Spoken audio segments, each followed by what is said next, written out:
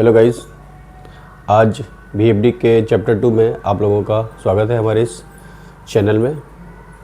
आज हम लोग वीएफडी के चैप्टर 2 में कुछ आगे की बातों को डिस्कस करने वाले हैं, जिसमें हम लोग कवर करेंगे बेसिक सेटिंग। हम लोग ड्राइव के अंदर क्या क्या डालते हैं। जब आप कोई भी वीएफडी परचेज करते हो या आपके यहाँ कोई नया इंस्टॉलेशन करना होता है, किसी भी तरह की वीएफडी, कोई भी वीएफडी हो, कोई भी मेक की वीएफडी हो, तो उसमें हम लोगों को जब इंस्टॉलेशन के बाद में उसमें बेसिक सेटिंग्स हमें क्या डालना चाहिए। इसमें फर्स्ट होता है मोटर का बेसिक डाटा, दूसरा मोटर कंट्रोल और तीसरा है मोटर का प्रोटेक्शन। ओके, तो फर्स्ट जो ये मोटर का बेसिक डाटा है वो तो कभी भी आप डाल सकते हो, किसी में भी डाल सकते हो, और सारे वीएफडी में डालना ही पड़ता है, जिसके अंतर्गत हमारा ये सारे पैरामीटर्स आते हैं कि मोटर आपके कितने किलोवाट की है, मोटर का फुल लोड करंट क्या है, आपका इनपुट सप्लाई क्या है और मोटर का आरपीएम क्या है। ये जब डाटा आप ड्राइव के अंदर, वीएफडी के अंदर आप जब डाल दोगे तो जो भी कंट्रोल होगा, जो भी डिस्प्ले होगा, वो इसी डाटा के रेफरेंस में होगा। हमारा अगर ओवर करंट आता है, ओवर करंट का कंडीशन आता है, तो ये जो फुल लोड का हमने रखा है, फुल लोड सेट किया है, उसके अगेंस्ट में ही वो ओवरलोड को डिटेक्ट करेगा। ओके, तो ये बेसिक डाटा हमने डाल दिया। वो पैरामीटर नंबर डिफरेंट मेक की ड्राइव्स में अलग अलग हो सकता है। पैरामीटर किसी में 10 हो सकता है, किसी में 20 हो सकता है, किसी में 30 हो सकता है। तो वो जब आप उसको इंस्टॉल करोगे, जब उसका मैनुअल पढ़ोगे, तो आपको वो समझ आ जाएगा कि बेसिक डाटा हमें डालना कहाँ है। उसके बाद जो दूसरा पॉइंट आता है मोटर कंट्रोल करने के लिए। मोटर कंट्रोल करने के लिए पहले इसमें मोटर कंट्रोल स्टेशन में बनाना होता है। मोटर कंट्रोल स्टेशन आपका 2 हो सकता है या 3 हो सकता है। सपोज करो ये एक हम लोकल पुश बटन से हमने एक स्टेशन बना दिया है। एक स्टेशन हमारा सपोज करो डीसीएस है या पीएलसी है। ओके, तो इसमें क्या है कि स्टार्ट और स्टॉप का कमांड जो हमने डिफाइन किया है, जैसे हम कोई इनपुट देंगे तो उससे स्टॉप, मोटर स्टार्ट हो जाएगा, वो इनपुट चला जाएगा तो मोटर स्टॉप हो जाएगा। दूसरा रेफरेंस कमांड, मोटर के आरपीएम को कंट्रोल करने के लिए जो रेफरेंस हम लोग देते हैं वो हमें कैसे देना है। ओके, उसके लिए आपका रेफरेंस कमांड हो गया। तीसरा उसमें फ्रीक्वेंसी रेंज आ जाता है कि फ्रीक्वेंसी का रेंज हमें कितना रखना है। करंट लिमिट आता है, आप एक करंट को लिमिट कर सकते हो। और चौथा acceleration time and D acceleration time. अब एक्सेलरेशन टाइम और डी एक्सेलरेशन टाइम आपने लास्ट टॉपिक में, लास्ट चैप्टर में आप लोगों से डिस्कस किया था कि वो क्या होता है। तो ये कंट्रोल स्टेशन में आपने कंट्रोल सर्किट में जब भी कंट्रोल, मोटर की कंट्रोल के लिए जो पैरामीटर आपको डालना है आपने डाल दिया है। ओके, तो इसमें होगा क्या, जो आप सेटिंग करोगे उसके हिसाब से आपकी वायरिंग होगी, या फिर जो आपकी वायरिंग है उसके अगेंस्ट में आपका ये सेटिंग होगा कि स्टार्ट और स्टॉप का हमें कैसे कमांड लेना है, कौन से इनपुट को स्टार्ट स्टॉप के लिए असाइन करना है, कौन से इनपुट को रेफरेंस कमांड के लिए असाइन करना है। आपने रेफरेंस के लिए एनालॉग इनपुट कोई लिया है, पोटेंशियोमीटर कुछ दिया है, या फिर आपका पीएलसी या स्काडा से कोई कमांड आ रहा है, तो उसको हम लोग रेफरेंस कमांड में कैसे यूज़ करते हैं। फ्रीक्वेंसी रेंज आप सेट कर सकते हो, करंट लिमिट आपने दे दिया है, एक्सेलरेशन टाइम और डी एक्सेलरेशन टाइम आपने सेट कर दिया है। तो ये दूसरा सेटिंग हो गया। उसके बाद जो तीसरा सेटिंग आपका प्रोटेक्शन का आता है कि मोटर को प्रोटेक्शन हम लोग क्या क्या देंगे। जो जो प्रोटेक्शन आप इनेबल करोगे वही प्रोटेक्शन मोटर को मिलेगा। इसमें पहला प्रोटेक्शन होता है ओवर करंट का। ओके, दूसरा प्रोटेक्शन होता है स्टॉल्ड का, जो हम लोगों ने लास्ट चैप्टर में डिस्कस किया था, स्टॉल्ड का होता है। तीसरा होता है अर्थ फॉल्ट का।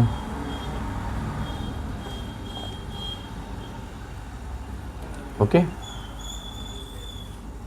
ये कुछ आपके प्रोटेक्शन होते हैं जो कि आपको इनेबल करने पड़ेंगे। आप जब इनेबल करोगे तो ओवर करंट को वो सेंस करेगा, स्टॉल्ड को वो सेंस करेगा और अर्थ फॉल्ट को सेंस करेगा। तो ये तो हो गया VFD के चैप्टर 2 में हम लोगों ने बेसिक टॉपिक जो रखा था, बेसिक सेटिंग्स हमें मिनिमम क्या क्या रखना होता है, जिसमें हमने मोटर के बेसिक डाटा को डाल दिया, मोटर के कंट्रोल डाटा को डाल दिया और प्रोटेक्शन डाटा को डाल दिया। इसके साथ साथ कुछ और भी डाटा आते हैं, जैसे चौथा पॉइंट आ जाएगा आपका कम्युनिकेशन का।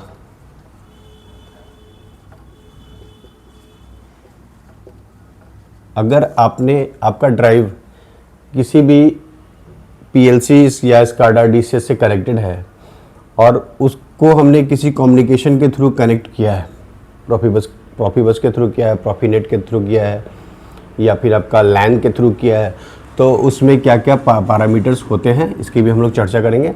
बाद में हम एक कम्युनिकेशन का ही अलग चैप्टर बनाएंगे, जिसमें कम्युनिकेशन क्या होता है, कम्युनिकेशन किस किस टाइप के होते हैं, उसका स्पीड कितना सेट करना पड़ता है, ये सब टॉपिक्स के बारे में हम लोग डिस्कस करेंगे। तो यहाँ पे जब आपने ये सारा चीज़ देख लिया, आपका बेसिक डाटा आपने डाल दिया है, मोटर का कंट्रोल डाटा डाल दिया, प्रोटेक्शन का डाल दिया, तो इसमें इजीली आपको छोटा सा अगर सेटअप है तो आपका मोटर ऑन ऑफ आप कर सकते हो, उसको कंट्रोल कर सकते हो और उसको आप प्रोटेक्शन भी प्रोवाइड कर सकते हो। ओके दोस्तों, तो आज के टॉपिक में हमारा यही बेसिक डिस्कशन रहेगा। एक छोटा सा डिस्कशन एक और कर लेते हैं, जो हम लोगों ने मोटर प्रोटेक्शन की बात की है, या मोटर के हम लोगों ने लास्ट चैप्टर में हम लोगों ने जब एक्सेलरेशन टाइम, डीएक्सेलरेशन टाइम या स्टॉपिंग की जो बात की थी, रैम टू स्टॉप और कॉस्ट टू स्टॉप का हम लोगों ने डिस्कस किया था। उसके बाद में एक और जो VFD का एक बहुत बड़ा ब्यूटी है, जो देता है हमें फ्रीक्वेंसी स्किपिंग।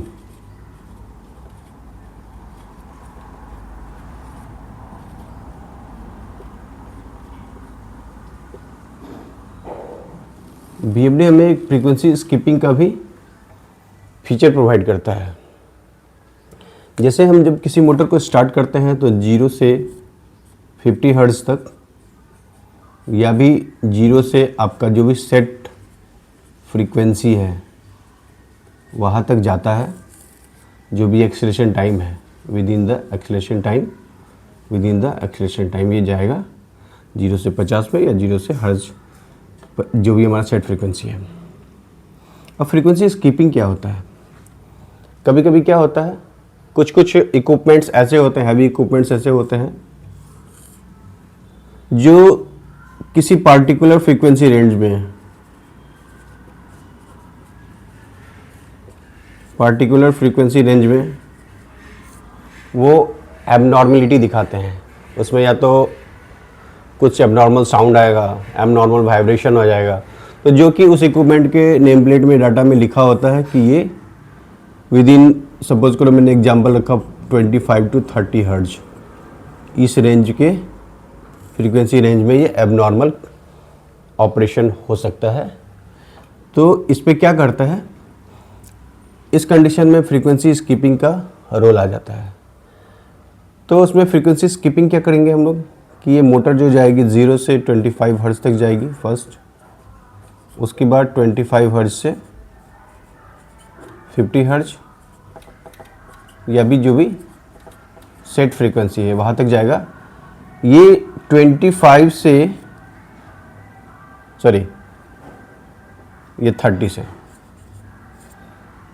ये 25 से 30 स्किप हो जाएगा। मींस जो आपका फ्रीक्वेंसी 25 to 30 का जो ऑपरेशन है वो इसमें नहीं होगा। आपका जो फ्रीक्वेंसी रेंज, सपोज करो ये फ्रीक्वेंसी है हमारा 0 से स्टार्ट हुआ है, ये 25 आ गया और ये 30 आ गया, तो यहाँ से ये तुरंत ये क्या होगा 30 चला जाएगा, ठीक है ना। यहाँ से ये 30 आ जाएगा इसी रेंज में, ठीक है ना, स्किप कर जाएगा ये। मतलब 25 से 30 का जो फ्रीक्वेंसी है वो इस मोटर के ऑपरेशन में नहीं रहेगा। इससे क्या होगा, हम मोटर को या जो भी इक्विपमेंट हमारा कनेक्टेड है उसको एक एडिशनल सेफ्टी प्रोवाइड कर दिया, क्योंकि उसके नेम प्लेट में या मैन्युफैक्चरर ने डिफाइन किया है कि इस फ्रीक्वेंसी रेंज में कुछ एबनॉर्मलिटी दिखती है जो उसका वाइब्रेशन हो सकता है, एबनॉर्मल साउंड हो सकता है। तो ये फ्रीक्वेंसी स्कीपिंग का जो कॉन्सेप्ट है तब हमें रोल में आ जाता है। जनरली ये हम लोग नहीं लेते हैं, लेकिन कभी कभी कुछ अनएक्सपेक्टेड कंडीशन में, एक्सेप्शनल कंडीशन में हम लोग इसको ले सकते हैं। तो आज के लिए इतना ही, जुड़े रहिएगा। Thank you.